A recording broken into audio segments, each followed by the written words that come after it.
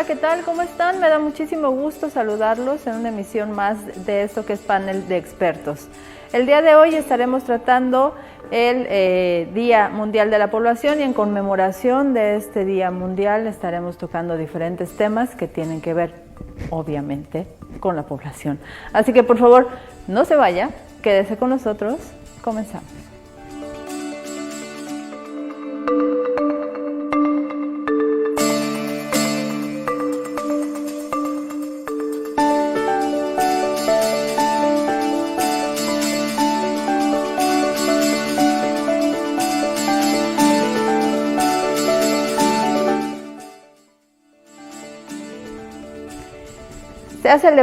Se ha conmemorado el Día Mundial de la Población este 2022 y el lema este año es un mundo de 8,000 millones hacia un futuro resiliente, aprovechar las oportunidades y garantizar los derechos y las opciones para todas las personas. 8,000 millones de habitantes somos en este planeta en este año. Lo hemos alcanzado. ¿Es bueno? ¿Es malo? Obviamente las circunstancias y los hechos lo están demostrando. Y para tratar este tema y para tratarlo desde diferentes vertientes, el día de hoy tenemos a diferentes instancias que, bueno, ¿quién no está involucrado con la población? Todos. Entonces vamos a platicar de este tema el día de hoy con nuestras invitadas y nuestros invitados, y para ello presento en primer lugar a la licenciada Ingrid Alejandra Dakat Cámara. Ella es directora de institucionalización de la perspectiva de género en el Instituto Quintanarroense de la Mujer.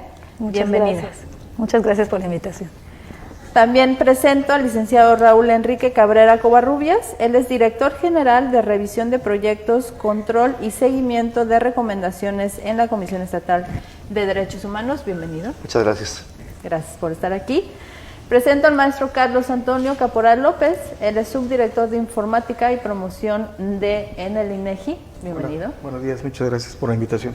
Gracias. Y a la maestra Zoila Meneses Padilla, coordinadora del programa Médico en tu Casa en la Secretaría de Salud. Bienvenida. Muchas gracias. Gracias por estar aquí. Y bueno, pues yo creo que vamos a comenzar con el maestro Carlos Antonio Caporal López, porque precisamente queremos saber qué porcentaje somos de esos 8,000 millones de habitantes que hoy estamos en nuestro bellísimo planeta. Bien, pues bueno, vamos a poner un poco más de relevancia. El porcentaje que tiene la población de Quintana Roo en relación a la población total que tiene nuestro país es de apenas el 1%. Imagínense. Todavía somos una entidad con una población bastante pequeña en relación a otras entidades que están aquí en nuestro país, ¿verdad?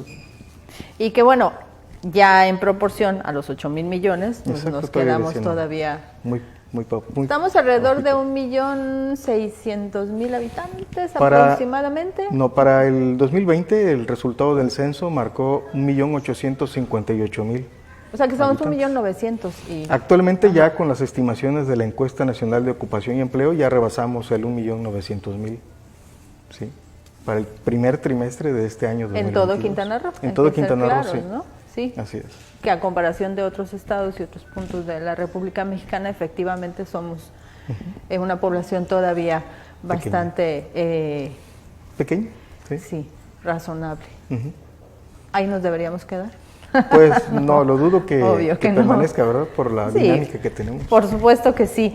Y bueno, como decía yo al principio del programa, en este 2022 y de acuerdo al lema que se implementó para esta conmemoración del Día Mundial de la Población, hacia un futuro resiliente, aprovechar las oportunidades y garantizar los derechos y las opciones para todas las personas. Es por ello que se integró este panel de expertos para hablar precisamente de cada una de estas situaciones. Y por ello me gustaría que la licenciada Alejandra Dakat Cámara nos hablara desde la perspectiva de su especialidad, de lo que ustedes manejan, ¿qué repercusiones tiene el aumento de la población desde el enfoque de igualdad? Muchas gracias. Pues mira, lo que te puedo comentar sobre el crecimiento poblacional es que tiene su lado positivo y su lado negativo, ¿no? Eso es un hecho evidente. ¿A qué me refiero con el lado negativo? Bueno, pues que enfocado a los problemas a nivel mundial, ¿no? Este es un tema mundial y al momento de aumentar la población, pues desafortunadamente crecen los problemas, ¿no? ¿Y qué pasa con esto? Hay un deterioro en la vida, en el nivel de vida de las personas. ¿Por qué? Porque aumenta la contaminación, que es un tema muy importante ahorita que debemos de preocuparnos y ocuparnos todas las personas. Hay escasez de bienes y servicios. ¿Qué pasa con esto? Se encarecen los productos, o sea, se hace más caro y por consiguiente la pobreza aumentan las violencias, aumentan las desigualdades, aumentan las discriminaciones, entre otros, ¿no? Que son los problemas existentes por causa de un aumento de la población. Yo puedo hablarte, por ejemplo, del lado positivo del aumento de la población, y es innegable todo lo que ha crecido, ¿no? Todo lo que se ha desarrollado en temas de tecnología, ¿no? De ciencia, vemos la medicina avanzada. Pero esto sí nos ha logrado que las personas o que la población se desarrolle en diversas situaciones, pero también desde mi punto de vista, el crecimiento poblacional lo que nos está exigiendo son políticas públicas que estén basadas en sustentabilidad y también enfocadas en los derechos humanos, ¿no? Porque al haber una población que va aumentando, o en el caso, por ejemplo, de las migraciones donde se desplazan personas de un lugar a otro, lo que puede pasar es que nosotras, bueno, la sociedad o el gobierno, lo que nos tengamos que enfrentar a tener que garantizar que las personas y que las necesidades de las personas sean cubiertas en su totalidad, ¿no? Y no significa que tengamos que restringir los derechos de las personas o de las mujeres en específico, de decirles, ¿sabes qué? No tienes derecho a decidir libremente sobre cuántos hijos o hijas vas a tener. Eso claro. no lo podemos hacer, pero sí podemos incidir en la gente, sensibilizarla para que tengan una perspectiva, ¿no? De cómo está la problemática en la actualidad y qué es lo que pueden hacer, ¿no? O cuáles son las consecuencias de los actos. Y la verdad nosotros trabajamos muchísimo con, hay instancias que se dedican con la niñez, que es una etapa en la que se están formando y que es importantísimo que tengan esta perspectiva, ¿no?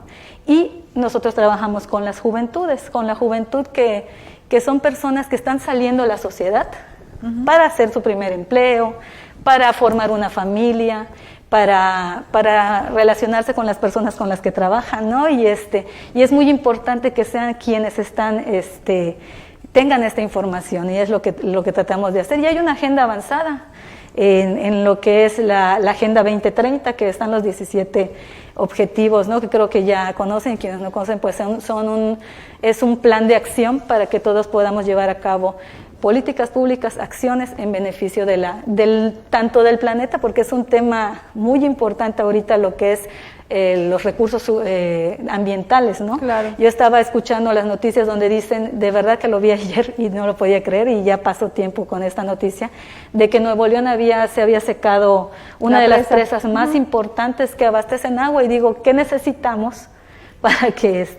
para tener esta conciencia, ¿no? Ese es un buen tema.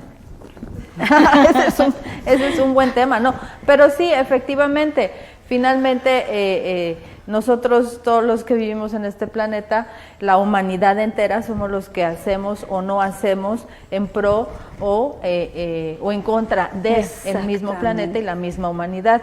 Y en cuestión de derechos humanos también, por ejemplo, ante esta cantidad de población, pues se tienen que poner atención a cuestiones de diversidad, obviamente, ¿no?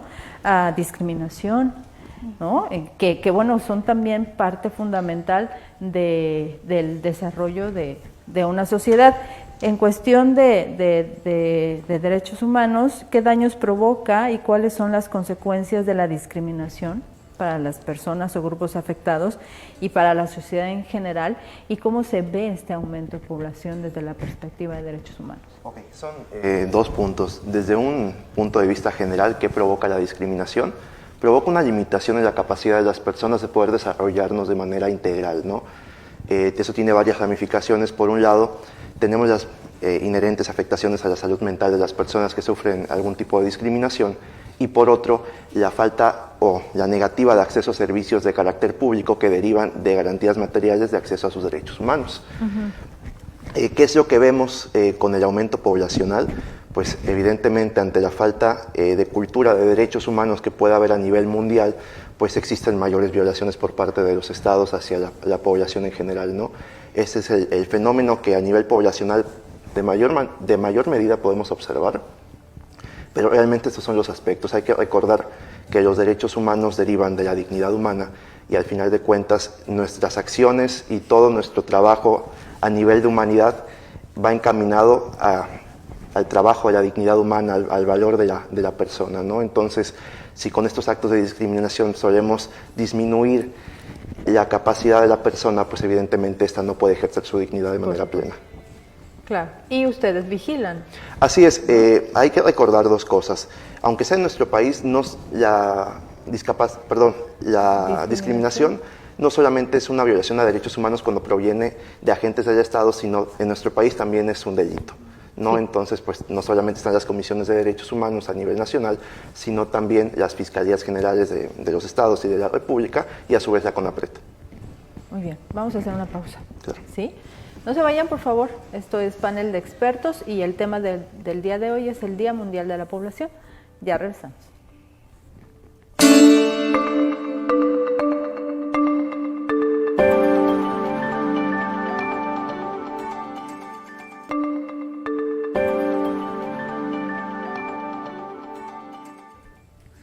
Muchas gracias por continuar con nosotros, con nosotras. El día de hoy en este panel de expertos estamos hablando del Día Mundial de la Población. Su conmemoración fue hace unos días, creo, hace el 15 de julio me parece, algo así, pero sí. Bueno, ahorita se los confirmamos el dato exacto. Y hace ratito, antes de entrar al programa, comentábamos una amiga y yo, 8,000 millones de personas. Somos muchos. Somos muchos y bueno, pues prueba de que somos tantos es un poco la reacción que tiene nuestra propia vida y nuestro propio organismo a enfermedades, lo vulnerables que podemos ser y el trastocamiento que se puede dar a nuestras vidas, como ha sido, por ejemplo, la pandemia de COVID-19. Entonces, maestra Zoila Meneses Padilla, yo le pediría, por favor, que nos explique.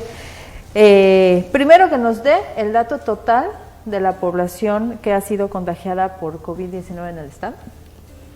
Sí, con todo gusto. Fíjate que saqué la estimación igual total de los 8,000 millones que vamos a hacer. De ese total de población mundial, más de medio millón, o sea, 560,000 millones se han contagiado de COVID-19, de esta enfermedad. Y de ese total han fallecido más de 6 millones de personas en el mundo.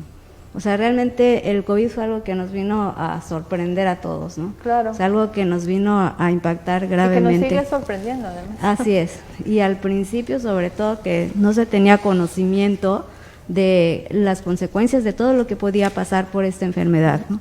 En el estado, como platicaba anteriormente nuestro compañero de la INEGI, que tenemos 1,900,000 de población aquí en Quintana Roo, pues los contagios han sido de 108,334. Hasta el día de hoy. Hasta el día 14 de este mes que sacamos la cifra. Y las defunciones, pues afortunadamente no han sido tantas, han sido 4,390 defunciones. O sea, cuando en el país, en total fueron 326,335 defunciones. O sea, realmente, pues me parece que se tomaron muchas medidas. Claro. O sea, sí tuvimos muchas defunciones, pero creo que realmente fue algo que se pudo controlar, ¿no? Y ahorita pues lo estamos resintiendo otra vez con esta nueva etapa de contagio, pero que ya realmente la gente pues ya no está falleciendo por esta enfermedad, sino ya con las vacunas y con todo lo que tenemos de avance y de medicamentos que se conocen que controlan el padecimiento, pues ya gracias a Dios esto está pasando. Sí, bueno, y entonces patentar lo vulnerables que somos ante situaciones como estas y que bueno, la recomendación sigue siendo exactamente la misma en cuanto se establecieron los protocolos sanitarios para el control de la enfermedad, siguen siendo exactamente las mismas. Así es. No piense usted que han ido cambiando, porque hay mucha gente que se ha ido relajando.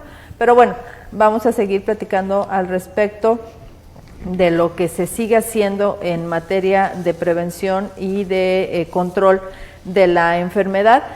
Pero antes, maestro Carlos Antonio Caporal López, me gustaría saber, y ya entrando más en cuestiones específicas de la población de Quintana Roo, ¿cuáles son los principales datos de la estructura de nuestra población? Lo que tenemos en Quintana Roo con respecto a la conformación de toda la estructura poblacional es lo siguiente.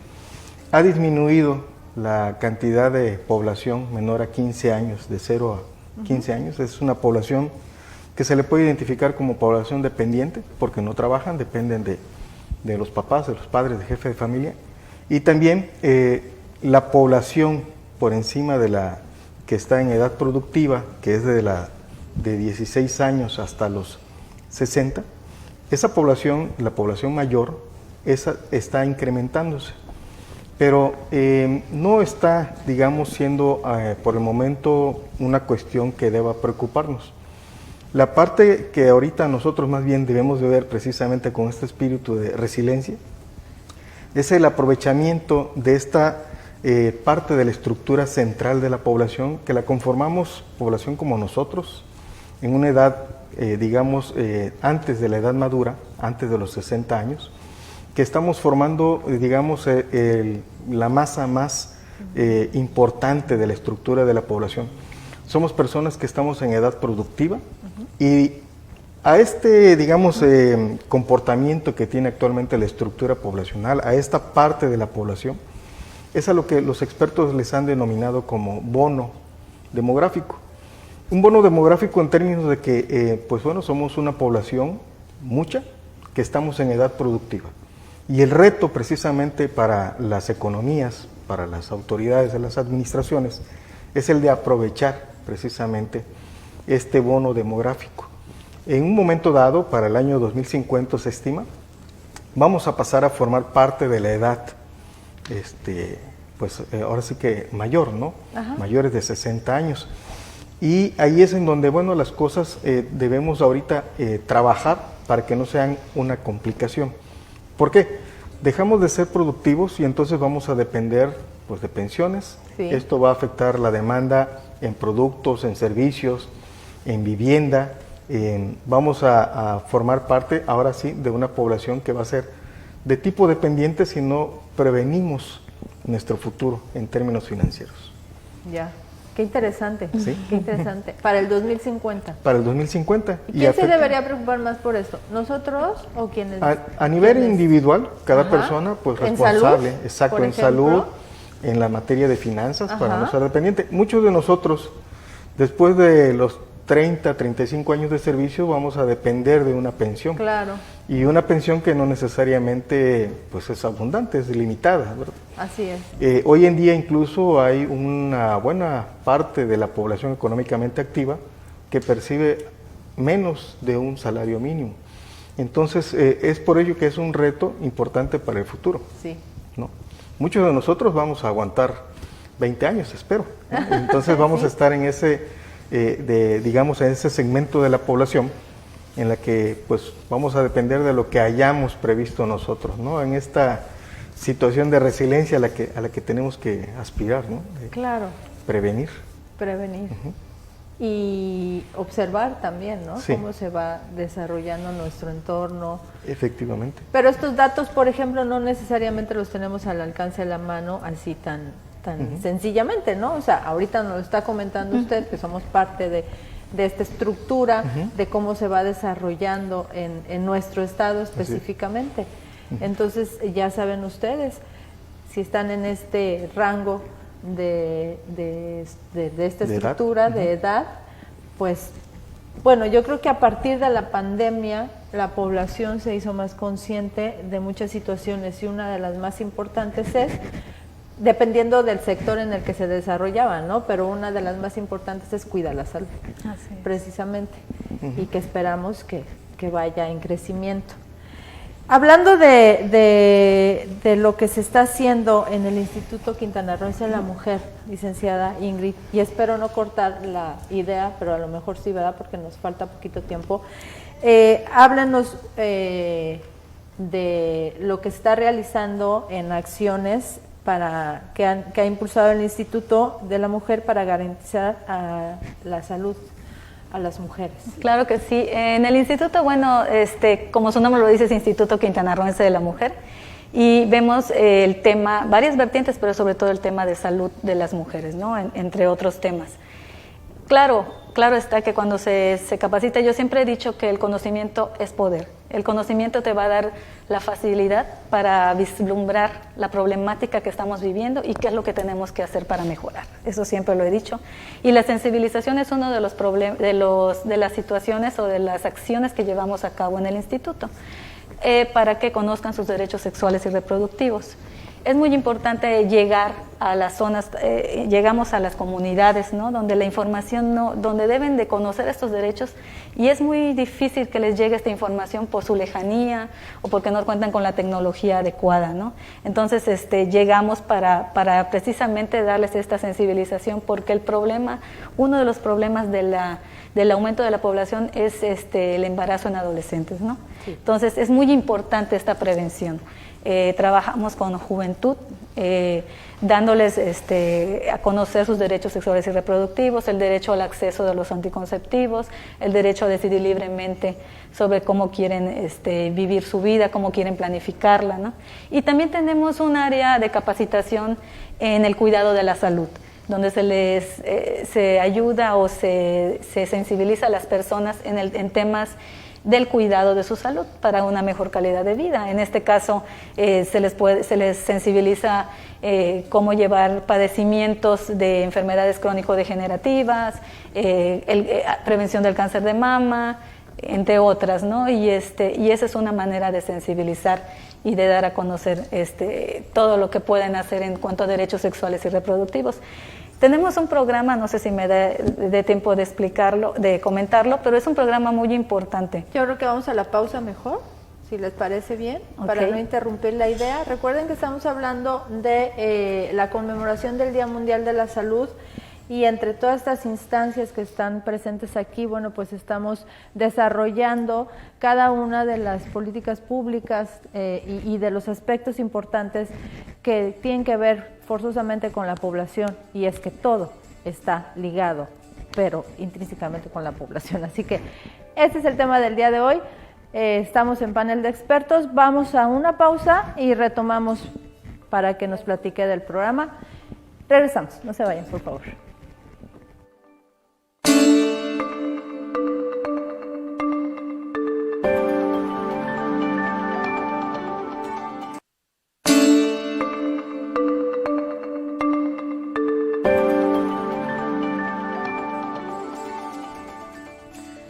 Gracias por continuar con este programa, panel de expertos. Hoy estamos hablando del tema poblacional. Somos 8,000 millones de personas en este mundo, y en el marco de la conmemoración del Día Mundial de la Población, que se instauró desde 1990 y que se conmemoró el pasado 11 de julio, estamos tratando estos temas el día de hoy aquí en el programa. Licenciada, estábamos hablando, bueno, usted nos iba a exponer un programa que están desarrollando en el IQM. Muy brevemente, es un programa desde el 2019 que es a través del Instituto Nacional de las Mujeres, que es el Fondo para el Bienestar y Avance de las Mujeres, es el FOBAM. Y se centra principalmente en erradicar o prevenir los embarazos en niñas, o sea, bajar los índices en embarazo de niñas, y prevenir el embarazo en adolescentes. Ese es el tema central. Se está trabajando en este momento con las escuelas. Antes de que salgan de vacaciones, se está trabajando con ellos de una manera diferente. Obviamente la información se tiene que hacer llegar a través de juegos lúdicos y de otras formas de trabajo, y se crean escuelas de liderazgo. Está muy interesante. En otro momento igual lo podemos platicar sobre los derechos sexuales y reproductivos. ¿Tiene algún dato de avances en las estadísticas? No, es muy pronto todavía. Es muy pronto porque desde estamos el 2019, iniciando. ¿verdad? Ajá, empezar. sí. Ok.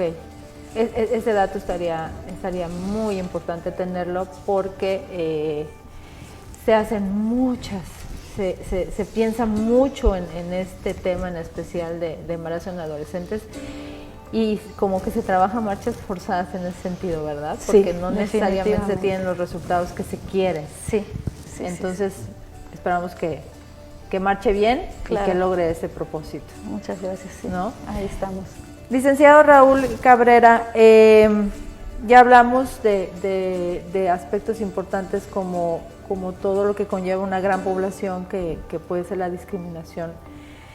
Y me gustaría saber cómo se hacen valer los derechos, o sea, cómo la población hace valer sus derechos ante situaciones como esta. Ok. En términos de discriminación, tenemos varias vías para poder atender el problema, ¿no? Primero es previo al acto o a la omisión por parte de la persona que produce discriminación y la siguiente es posterior, qué hacer para sancionarlo. De manera previa, lo primero que podemos decir es la capacitación, la difusión y la concientización en materia de derechos humanos, tanto para personas servidoras públicas como para particulares. Eso es lo previo y lo básico. ¿Qué es lo que hacen ustedes? Así es, prácticamente, lo hacemos como parte del trabajo de la comisión, pero también tiene un componente de trabajo desde casa, trabajo desde la escuela y desde todos los sectores de la población. Y el otro punto, o la otra perspectiva es después de que ocurre el acto o la omisión que produce discriminación. Como comentaba previamente, la discriminación, aunque sea en nuestro estado, es un delito. Entonces corresponde a la autoridad en materia de procuración de justicia, que sería la Fiscalía General del Estado. Y además tenemos otra instancia, que es a través de la misma Comisión de Derechos Humanos, cuando el acto o omisión que produce discriminación proviene de una persona servidora pública. Para quienes nos están viendo en estos momentos y que a lo mejor puede ser que no identifiquen un acto de discriminación, ¿nos puede dar un ejemplo? Ok. Lo que hace la discriminación principalmente, y creo que es el ejemplo más claro, es la segregación frente a un servicio público si hablamos de un acto u omisión discriminatorio que proviene de alguna autoridad. El claro ejemplo, y hablando, se estaba comentando hace un momento en materia de salud, sería la negativa de acceso a servicios de salud. El ejemplo claro de una persona que pudiese tener VIH o SIDA, el ejemplo de alguna persona que llegue de alguna comunidad con COVID-19 y algún médico le niegue la atención por el temor a contagio, o incluso que la misma gente que está esperando atención en el centro de salud provoque actos agresivos a efecto de evitar que la persona entre al centro de salud y pueda recibir el servicio. Eso le llamamos discriminación activa. La discriminación pasiva es un poco más complicada de detectar porque es la que está normalizada desde la ley y desde reglamentos, que decimos pues la ley debe ser justa, pero incluso en esos casos la ley no es justa y la ley en ocasiones posee características de discriminación hacia algún sector. Muy bien, bueno, cualquier duda, si quieren saber más, que es importante que quieran saber más, pueden acudir a la Así es, tenemos varias vías de comisión. contacto y les comento igual, tenemos oficinas en todos los municipios del estado y tenemos un número de atención 24 horas que es el 075, es número gratuito, repito, 24 horas para quejas o asesorías. Perfecto. Me gusta este programa porque entonces ustedes van conociendo aspectos que a lo mejor no tienen muy en atención o identifican también situaciones que pueden entonces ya encauzar hacia algo más formal en cuanto a una denuncia, etcétera, y ustedes van conociendo cuáles son los procesos para llevarlas a cabo.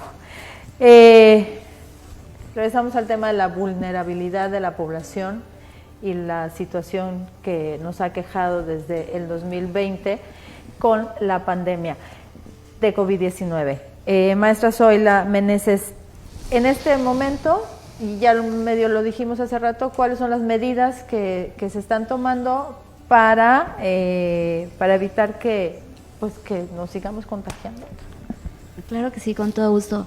Mira, al inicio de la pandemia, pues obviamente se tomaron las medidas que a nivel internacional se estaban promoviendo para evitar los contagios, como el uso de cubrebocas, el uso del alcohol gel, el lavado de manos, el distanciamiento entre las personas.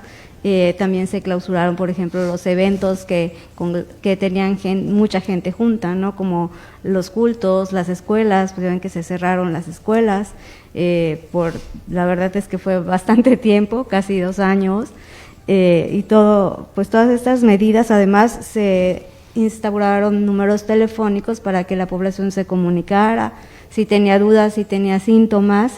Pero además, fíjate que en la Secretaría de Salud pensamos primero también en las personas con enfermedades crónicas, porque todas las notas y todo lo que íbamos leyendo, pues son las personas más vulnerables a fallecer. Entonces pensamos primero en ellas, y en el caso del programa que yo coordino, que es el programa Médico en tu Casa, pues hicimos todo un análisis de todos los centros de salud y de los hospitales de las UNEMs del estado. Sacamos todas las bases de datos de estas personas crónicas, con enfermedades crónicas, o sea, con hipertensión, diabetes u obesidad, y con toda esta información hicimos un análisis. O sea, nos apoyaron incluso los pasantes de medicina de la Universidad Anáhuac en Cancún para hacer llamadas telefónicas a todos estos pacientes, que fueron más de 10,000 personas, más de 10,000 llamadas.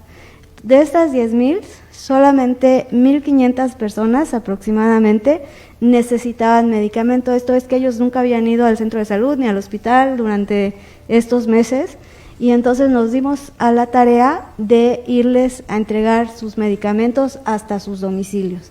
Esta fue una de las grandes medidas que hicimos para evitar que estas poblaciones que eran, digamos, las más vulnerables, se pudieran contagiar. Y han llevado seguimiento siguen haciendo ese trabajo, ¿no? Así es. El programa no se ha cancelado, No, aún sigue. Así es, lo seguimos atendiendo. Y en relación al principio de la pandemia a estos días, ¿cuál ha sido el resultado, el diagnóstico que dan ustedes de este programa? Pues mira, afortunadamente se han ido normalizando otra vez las situaciones, o sea, el programa atiende a las personas que no pueden acudir a los centros de salud o al hospital. Okay. A esas sí las seguimos atendiendo en su domicilio, llevándole los medicamentos, pero las personas que sí pueden acudir, pues otra vez vuelven a ir a su centro de salud para pasar a la consulta médica normal y obtener ahí sus medicamentos. En la experiencia que tienen ustedes en estos años de pandemia, ¿han detectado cuál es la medida de salud más efectiva para evitar el contagio? Sí, pero no la podemos cumplir todos. La más efectiva fue siempre quedarse en la casa, ¿no? O sea, evitar reunirse con las demás personas, pero realmente pues ahorita pues ya nos hemos dado cuenta pues que ya hacemos reuniones, ya hacemos fiestas, ya hacemos diferentes eventos. Afortunadamente, te digo, como explicaba anteriormente, con los avances científicos, con la vacuna y con los medicamentos pues que ya sabemos que se pueden tomar para este padecimiento, pues ya no tenemos tantas defunciones, ¿no? Claro. Entonces, la verdad es que... Y hospitalizaciones, ¿no? Me exacto, parece. También ya se liberó. Pero eso no es un semáforo verde para que usted no vaya a todos lados y se quite el cubrebocas y no se lave las manos. Así es, porque todavía pues contagios sí hay, ¿no? Claro. Entonces tenemos que seguir teniendo las medidas del uso de cubrebocas, aunque las autoridades igual ya dijeron, no, pues en espacios abiertos también se puede, ya no es necesario usar el cubrebocas, pero la verdad es que siempre es recomendable, porque no sabemos quiénes están contagiados y quiénes no. Así es, efectivamente. Vamos a hacer una pausa, no se vaya por favor, esto es Panel de Expertos, ya regresamos.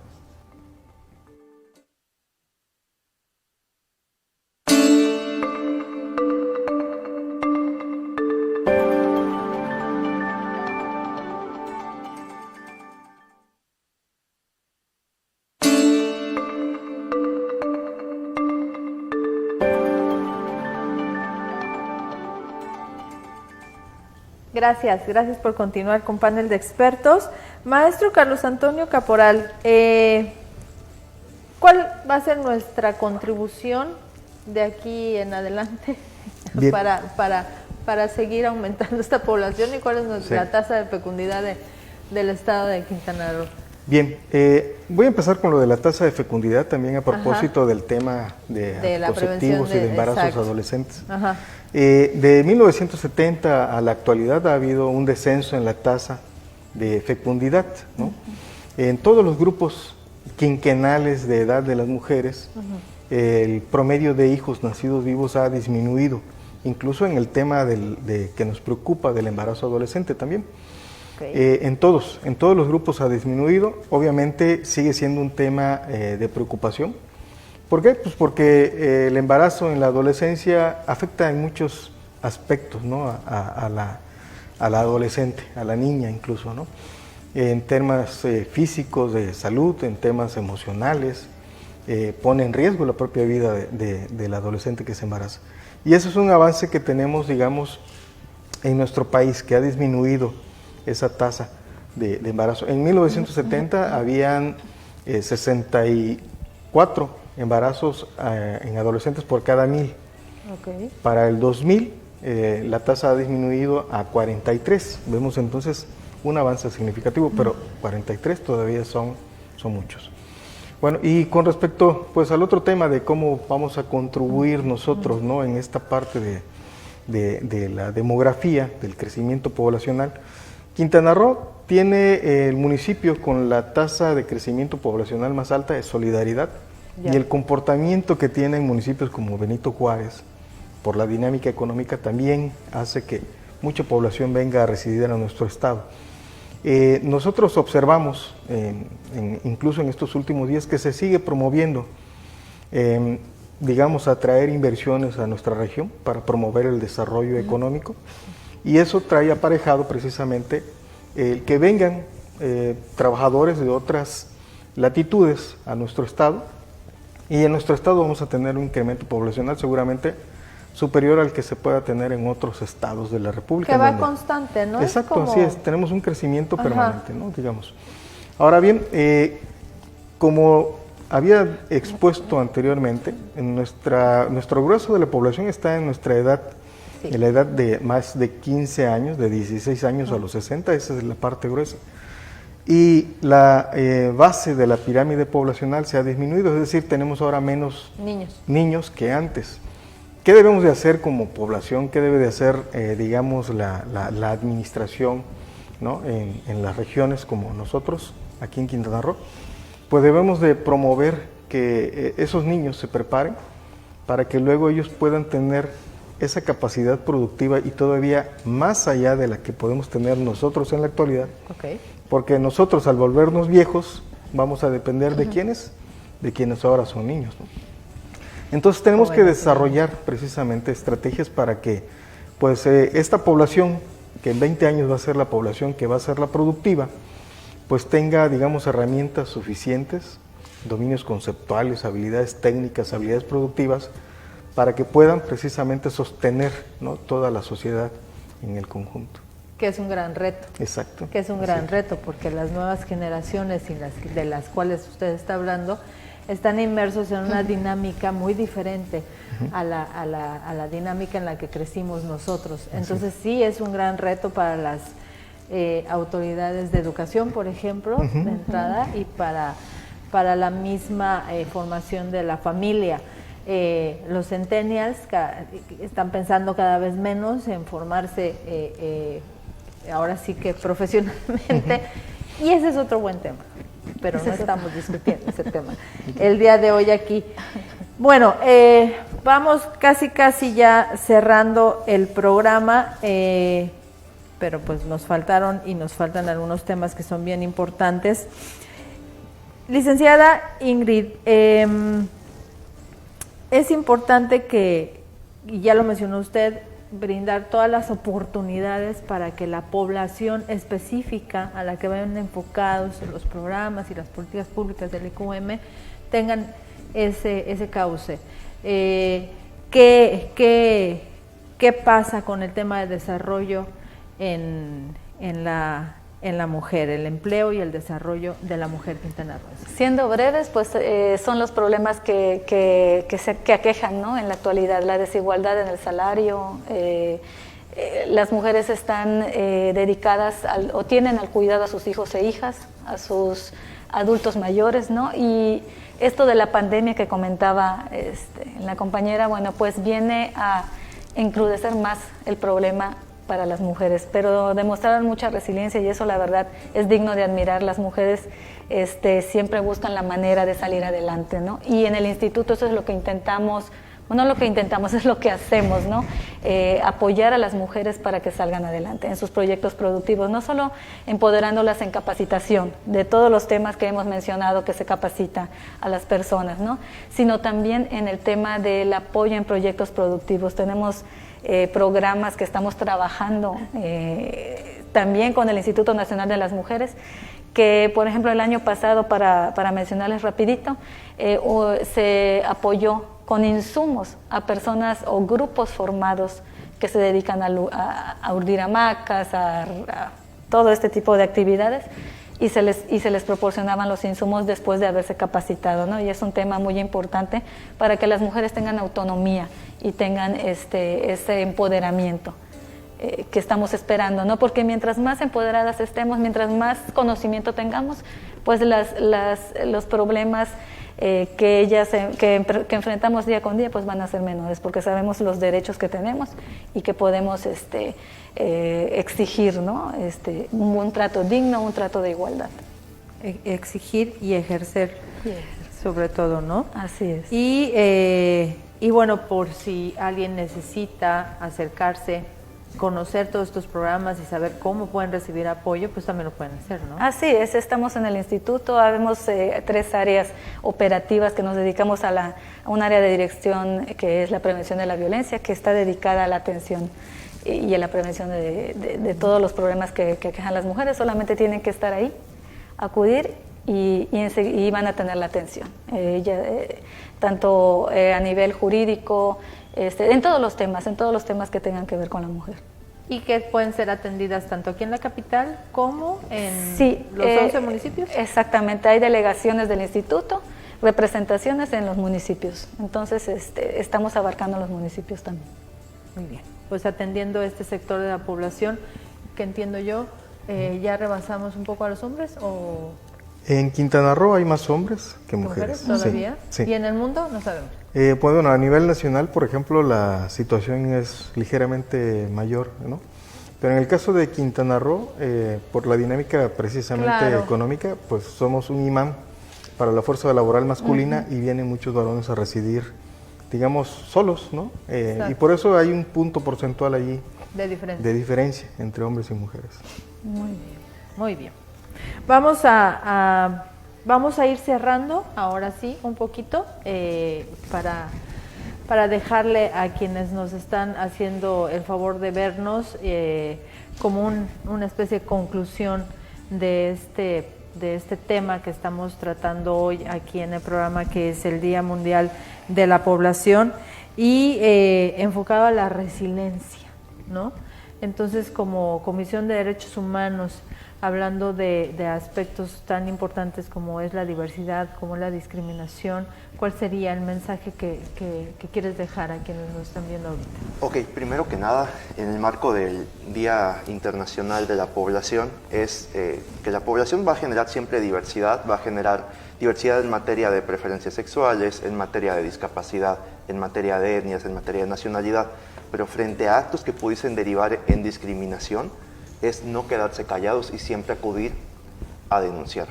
Si se queda callado uno, entiendo que siempre puede haber temor, puede haber ese miedo a la represalia, pero quedarse callado prácticamente es permitir el problema. Y lo ideal sería prevenirlo. La Comisión de Derechos Humanos pues maneja 2 ejes primordiales, que es el de protección jurídica a través de un sistema de quejas y denuncias, puede ser a través del número que había comentado, 075, o en nuestra página de internet. Y el otro es el eje de promoción y difusión, a efecto de, a través de la capacitación, evitar este tipo de actos. Bueno, pues ustedes ya saben. Y es interesante porque la Comisión de Derechos Humanos, hay mucha información. Sí. Hay mucha información que desconocemos muchas veces, hay mucha información que nos puede servir para nuestra vida diaria y toda esa información está a su disposición. Entonces es importante que se acerquen y sobre todo que pueda haber como un enlace e ir trabajando en la capacitación de todos estos temas, que son muchos, la verdad, y que de repente pues sí necesitamos conocer, ¿no? Sí. Entonces te pueden acercar tranquilamente. Así es, tenemos información a través del número de teléfono que comenté, tenemos datos estadísticos, manuales y demás en nuestra página de internet e incluso a través de nuestras redes sociales. Muy bien, muchísimas gracias. Maestro Carlos Antonio Caporal, ¿con qué cerraría usted? Bueno, a mí me gustaría mencionar el tema de la movilidad. Okay. Como personas necesitamos movernos de un lugar a otro. Y uno de los, principales, que son dos razones por las que nos movemos, es para ir al trabajo o para ir a la escuela. Y el grueso de la población hace una o ambas cosas, ¿no? Hay muchos adultos que, estando trabajando, tienen que ir a la escuela, ¿no? El caso, por ejemplo, aquí del licenciado, que también está preparándose todavía. Pero es importante en el tema de la formación básica, por ejemplo, ¿cuántos niños tendrían que ir caminando o van caminando a la escuela? Y de los que están en las comunidades en donde se tienen que trasladar de un lugar a otro, ¿cuánto tiempo invierten en eso? Sabemos de casos, vemos en las noticias, en revistas, de niños que tienen que trasladarse 1 o más horas para llegar a la escuela y luego de regreso. Y así por el estilo también para el trabajo.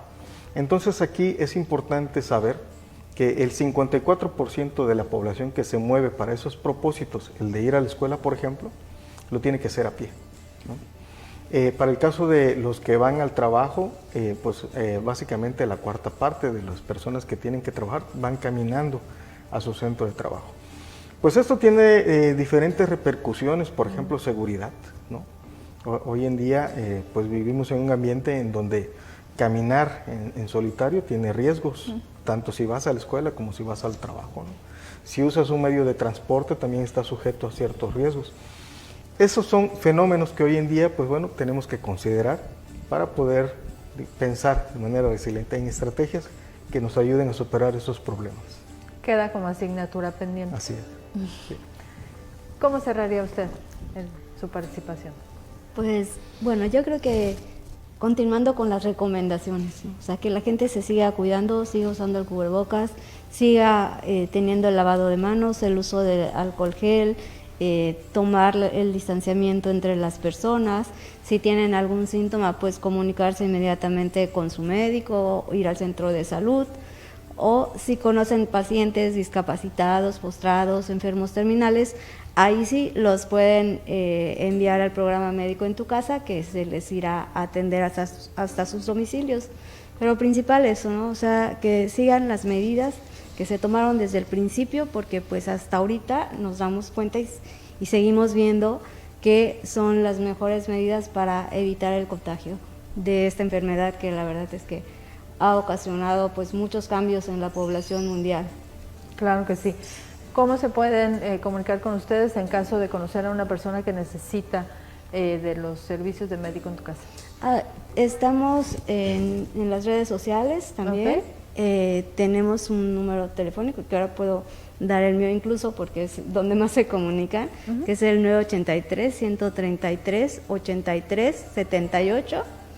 Y pues ahí las canalizamos con los médicos que correspondan para que las vayan a visitar a sus domicilios. Muy bien. Pues muchas gracias. Gracias por estar el día de hoy aquí con nosotros en Panel de Expertos y sobre todo gracias a ustedes por su atención. A nombre de un gran equipo de producción y técnico, nuevamente les agradezco y nos vemos en la próxima.